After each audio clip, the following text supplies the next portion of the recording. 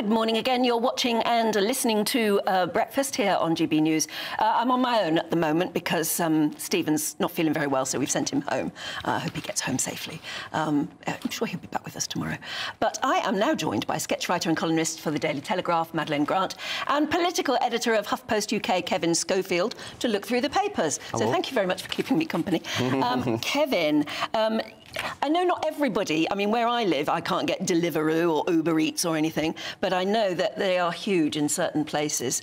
And what's the story about them, though, these sort of delivery companies? Yeah, it's a remarkable story, actually. So I hadn't really realised this. So when you sign up to be a delivery driver for these companies, understandably, you have to pass background checks in order to get the job. Yeah. But then, apparently, under employment law, you're allowed to give a substitute worker access to your account. So basically, if you can't do your shift, someone else fills in for you. But they don't need to be background checked.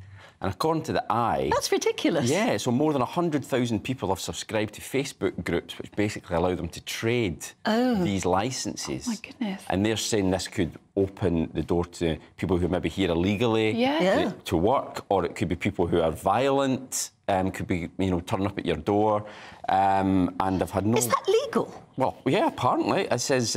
it's a loophole, then, isn't it? It is a loophole. Yeah, under Absolutely. employment law, you can give a substitute worker access to their account to carry out jobs on their behalf. Now, there's the Home Office have called for an end to what they say is turning a blind eye to rented accounts.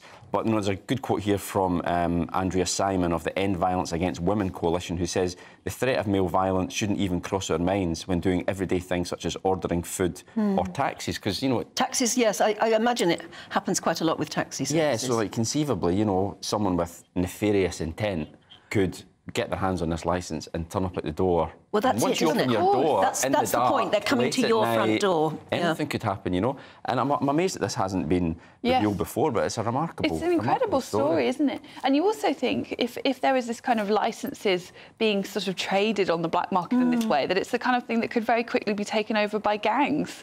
There are many gangs operating in the UK. Is already. Probably is already. Bringing stuff to your door which you probably can't order on an app. I mean, this is the thing, I think, when people talk about why is it that, you know, so many people, despite being in a safe country, France, are desperate to come to Britain. They talk about the perhaps lax rules that we have here that are attracting people. I think this is precisely the kind of thing that is relevant. Yeah, and because if someone comes up at your door, if you order something online, someone comes up at your door, they have the bag with the logo on it, you think they're bona fide, don't you? You're automatically going to think that. You think they've been checked and vetted and verified. But they may just be somebody's mate, or they may just have got the job through that Facebook group. Yeah. So let's skip ahead, Madeleine, to the fact that they're going to cut 60 murder detectives as well. Extraordinary. So, in the Met. Yes, this is the Met Police. They're facing a budget crisis, and they plan to cut 60 frontline murder detectives, despite the fact that the homicide rate in London has remained stubbornly high. And, you know, it was last September, I think, Mark Rowley, the Met chief, was warning that they were facing a recruitment crisis, that they were losing officers faster than they could recruit. So it seems like they're, you know, wantonly shooting themselves in the foot here. But cutting by 60 the number of murder detectives just seems the wrong place to be cutting. Well, absolutely. And I mean, I know from family experience that there was a big recruitment drive a few years ago for Met Police detectives because they didn't have enough of them. So they brought in this new system whereby you could, as long as you had a university degree, it's called a direct entry system. You didn't have to have any policing experience, but you could become a police detective because they were crying out for them. So the idea now that they're going to start getting rid of detectives, especially at a time when... It doesn't fill you full of confidence at the moment. The Met is really in a mess, isn't it? Or at least our perception of the way it's being run is not good. I think that's it's so unfit for purpose. There needs to be a new phrase to describe what's going on at the Met. You know, there are times when I look at their problems and almost think, do they have to sort of abolish the Met and create a new one from scratch? The problems feel so deep-set, so systemic. And for them to be making decisions about how they deploy their resources that lead to fewer murder detectives, you just think, wow. Yeah.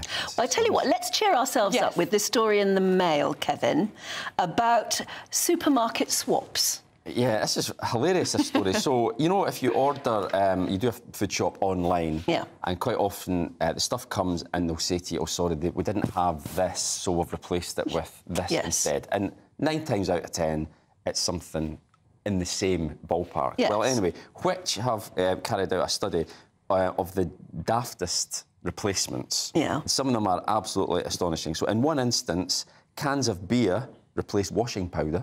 So you order washing powder and you get a 6-pack. Yeah.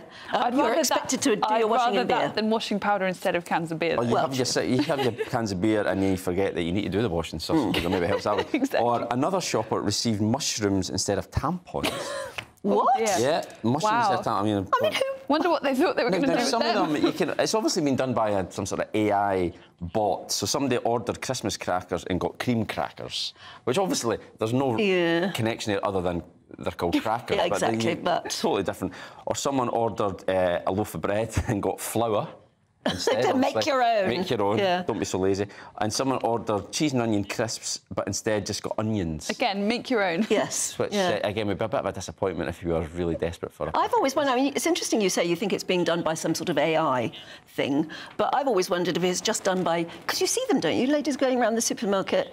I mean, people who work there, and they're obviously doing somebody else's shop. Yeah, but is that how you do it? Well, you would think, though, that if it says Christmas crackers, a human being wouldn't think, oh, well, we've no Christmas crackers, I'll give them cream crackers Unless they instead. really just don't care. Well, yeah. Well, maybe unless they just have a English good is sense not of their humour. first language, perhaps. If your language skills are not perfect, and also Christmas crackers feels like a...